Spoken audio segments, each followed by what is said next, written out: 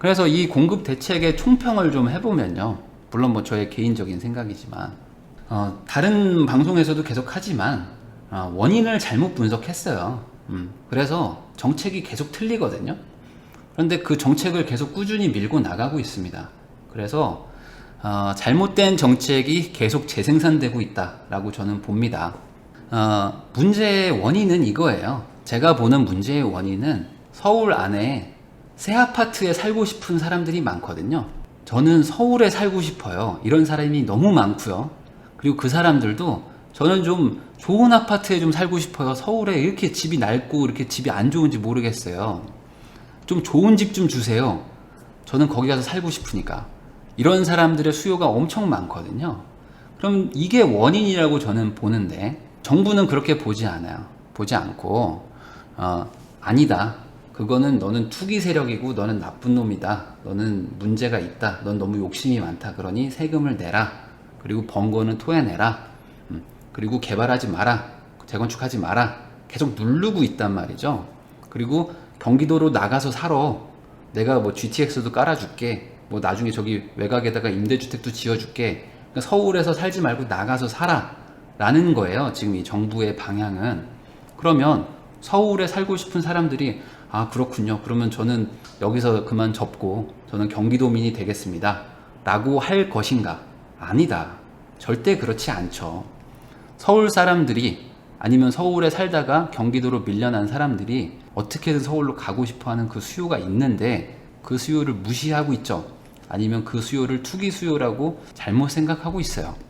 정부가 지금 공급한다는 곳들은 이미 공급이 엄청 많아요. 의정부니 뭐 남양주니 다 아파트 천지고요. 엄청 많죠. 뭐 화성도 그렇고, 뭐 인천도 마찬가지고요. 그러니까 이미 아파트가 엄청 많은 곳에다가 또 짓겠다는 거예요. 공공주택을. 그러면 거기다가 지으면 집값이 잡힐 것인가? 그거는 아니다. 왜냐면 지금도 아파트가 되게 많은 곳들이거든요. 그런데 걔네들도 지금 아파트가 생겨나고 있는데도 서울 집값은 계속 올라가고 있잖아요. 그럼 거기다가 더 짓는다고 한들 집값이 떨어질 것인가? 영향을 받을 것인가? 아니다. 그래서 서울 사람들이 가기 싫은 동네에다가 백날 지어봐야 안 된다 이거죠. 제가 봤을 때는 수요가 분산이 되지 않을 곳에 너무 많이 지을 거예요. 그러면 그 동네 사람들한테만 피해를 주는 거예요. 왜냐면 우리 동네는 이미 아파트가 많이 지어지고 있는데 옆에다가 공공주택을 싸게 더 짓겠다는 거예요. 그러면 물론 상대적인 저소득층이 공공주택이니까 임대로 들어오고 하니까 살긴 좋겠죠. 그 사람들한테는 좋겠지만 그 주변에 집을 가지고 있는 경기도민들한테는 또 충격파가 또 옵니다. 옆에 싼 집들이 생겨나면은. 그러니 정작 서울에 살고 싶어하는 사람들은 가지도 않을 건데 거기다가 계속 더 짓겠다. 그리고 서울에는 공급을 하긴 할 건데 당장은 내가 발표할 수는 없고 조금 기다려봐 라는 정책으로는 해결되지는 않을 것 같다. 그래서 쉽게 생각하면은 우리 애를 서울대를 보내야 되는데 국영수를 잘해야 되잖아요. 뭐 요즘엔 서울대 가려면 어떻게 해야 되는지 모르겠지만 어쨌든 국영수를 잘해야 되는데 국어랑 영어는 되게 잘해요 우리 애가. 근데 수학이 50점이네 이런 애예요. 그럼 우리 애를 서울대를 보내든지 인서울을 시키려면은 수학만 못하니까 수학을 공부시켜야 되잖아요. 수학을. 그러니까 문제는 수학인 거죠. 그런데 얘한테 영어 학원을 하나 더 끊어주는 거예요. 영어 학원을 더 끊어주고 영어를 더 다녀라. 아니 엄마 저는 영어랑 그 국어를 잘하는데요. 둘 다 95점인데요. 아니야. 그래도 영어는 100점 받아야지. 엄마 저는 수학을 50점인데요. 야 그래도 영어가 더 중요하다. 영어를 더 배워라. 라는 거예요. 그러면 이게 문제가 해결이 되는가? 안 될 것이다. 자, 서울 안에 새 아파트를 공급을 해야 됩니다. 서울 안에요. 서울 안쪽에다가 새 아파트를 조금 공급하는 게 아니고 많이 공급을 해야 돼요. 많이. 그것도 단기간에 많이 공급해야지만 잡힐 것인데 현재의 정책은 서울의 새 아파트의 공급을 축소시키는 정책밖에 없어요. 대출도 안 해주고 재건축도 규제하고 뭐 재개발은 뭐 당연히 지금 동의도 안 되고 그다음에 재건축 뭐 초과이익 환수제하고 층수 제한하고 뭐 타이간 다 규제밖에 없죠. 아무것도 못하게 해요. 뭐 하려고 그러면 뭐 도시 미관에 문제가 있어서 못하게 하고 뭐가 문제 있어서 못하게 하고 아무것도 못하게 한다. 거기다 대출까지 못 받게 하고. 맞죠? 그러니까 새 아파트가 더 생기려면 건설사가 지어야 되는데 짓기가 좀 부담스럽다. 땅도 없는데 지금 땅이 있어야지 뭐 빈 땅에다가 짓는데 서울은 빈 땅이 없으니까 기존에 있는 주인들한테 좀 땅 좀 주세요 해야 되는데 이 사람들이 팔 수도 없고 다시 뭘 재건축도 못하게 하고 이런 상황이다 이겁니다. 자, 그러면 왜 이런 문제가 계속 생기는 걸까 라고 저도 생각을 해볼 거 아닙니까? 왜 이렇게 문제가 생기는가? 제가 봤을 때는 이 정부가 통계를 맹신하는 것 같아요. 뭐 통계만 보면은 맞거든요. 통계만 보면 저 정책이 나오는 게 맞아요. 근데 뭉뚱그려 가지고 하나로 합쳐 가지고 그냥 전체적으로 그냥 평균을 내버리니까 이상한 판단이 되는 것 같다라고 저는 결론을 내렸는데, 지금 정부는 수도권 이렇게 보거든요. 근데 제가 봤을 때는 서울과 경기도를 나눠야 돼요. 서울과 경기도. 그리고 경기도도 경기 북부, 경기 남부 나눠야 되고요. 경기 남부도 동남권과 동서권 이런 걸 나눠야 돼요. 지금 이 너무 큰 지역에다가 전체적으로 때리니까 지금 정책이 좀 이상하게 가거든요. 정확하게는 지금 서울이 가장 문제죠. 서울 전체가 아니고 서울에서도 특정 지역의 집값이 계속 올라가서 주변의 집값을 끌어올리는 게 문제거든요. 그게 어쨌든 있어서 이 지역을 좀 세분화해야 되는데 그냥 이걸 합쳐서 수도권에 집이 많다, 수도권의 공급은 많다, 걱정하지 마라 라고 하는 것은 잘못된 것 같고, 그리고 아파트와 그 외 빌라와 주택 이런 거를 나눠야 되는데 이것도 그냥 합쳐가지고 그냥 주택이 많다 이렇게 얘기를 하는 것은 잘못된 것 같아요. 지금 우리나라의 부동산 정책의 어떤 뭐 큰 문제, 뭐 폭탄, 이거는 결국에 서울의 아파트입니다. 서울의 아파트.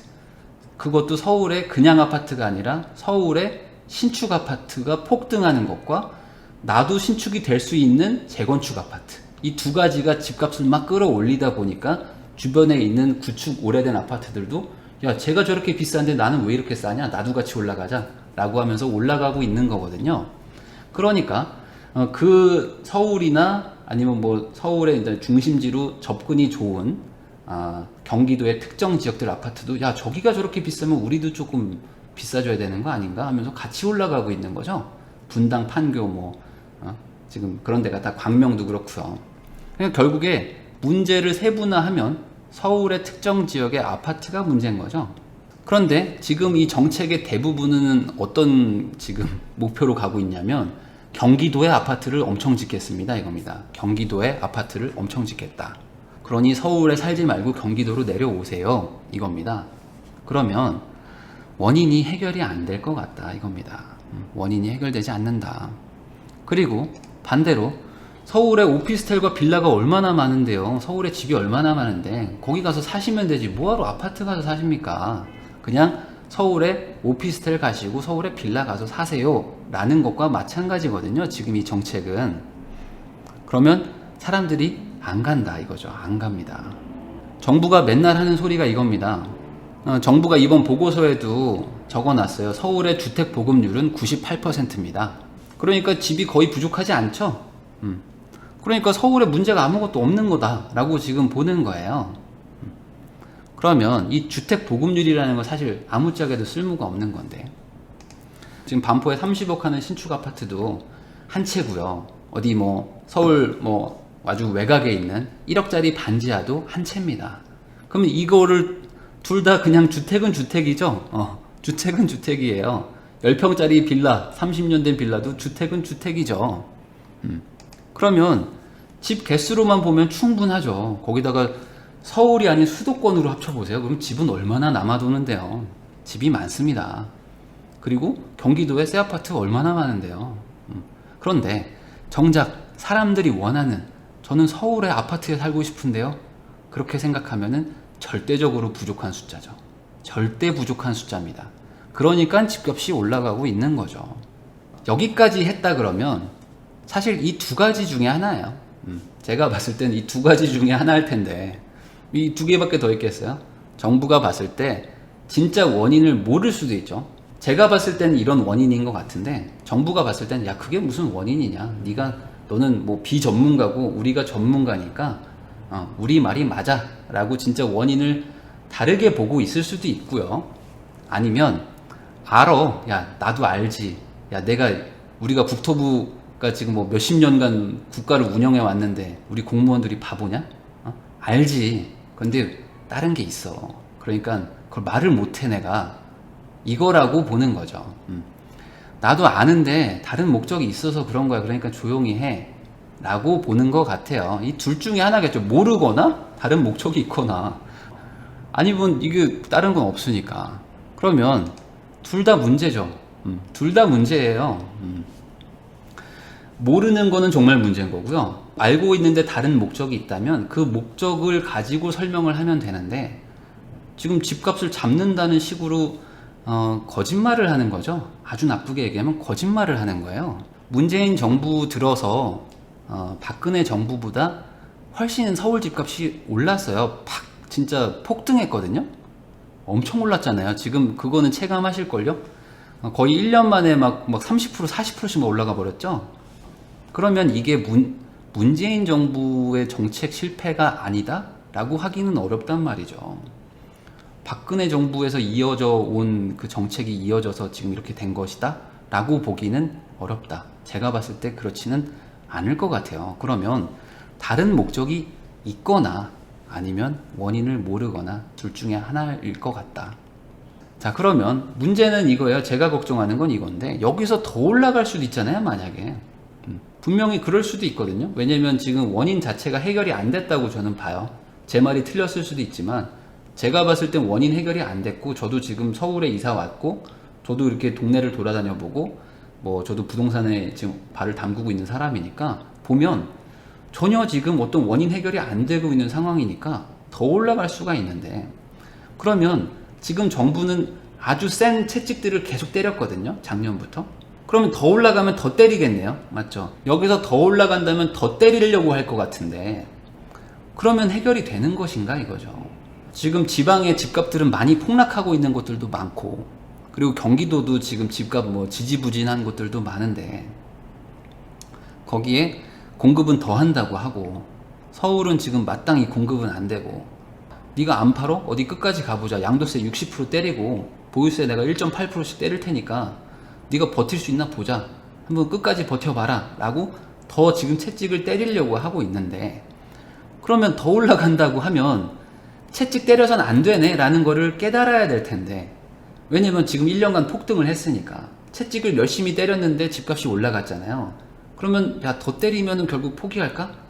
아닐 것 같기도 한데 라고 조금 고민을 해봐야 될 것 같은데, 지금 정부 정책은 전혀 그러려는 마음이 없어요. 전혀 그러려는 마음이 없고, 그래 더 올라가 봐라. 그럼 내가 너를 더 때리겠다. 그래서 너를 포기시키겠다라는 거예요. 그게 지금 정부가 가는 길 같다라고 저는 이제 봅니다. 그러니까 원인을 모르거나 다른 목적이 있거나 이 둘 중에 하나겠죠. 오늘 준비한 거는 이게 전부고요. 정책 자체를 제가 설명을 하려고 했던 거니까, 정책 자체는 사실 간단하죠. 서울에 10,000채 정도 공급을 하고, 그 다음에 이제 수도권 인근에 한 이제 30만 채를 더 공급을 할 건데, 그 중에 공공주택은 대부분 다 경기도 쪽에 많다. 서울은 많이 공급은 못할 것 같고, 앞으로 조금 더 할 부분이 있는데 그거는 지금 협의 중이다 라는 겁니다. 정책은 그게 전부인데, 이게 결국에 그 보고서든 정부가 지금 지속적으로 얘기하고 있는, 우리는 서울의 집값을 잡을 것이고 다주택자 투기 세력을 근절할 것이고 그렇게 해서 집값을 안정시키겠습니다 라는 그 목적을 달성할 수 있는 것인가 라는 것은 제가 봤을 때는 조금 안 될 것 같은데, 뭐 될 수도 있겠죠. 뭐 모르겠어요. 돼야 될 것 같은데, 왜냐면 정부가 지금 이제 3년 남았는데 이제 조금 있으면 힘 빠지거든요. 그러면 진짜 백약이 무효한 상태가 올 텐데, 힘 빠지기 전에 어떤 정책을 잘 써가지고 정부가 뭐 국민들을 잘 살게 해주면 좋죠, 당연히. 어떤 정부가 됐든지 간에 국민들을 잘 살게 해주는 게 좋은 정부잖아요. 그러니까 잘 하셨으면 좋겠네요.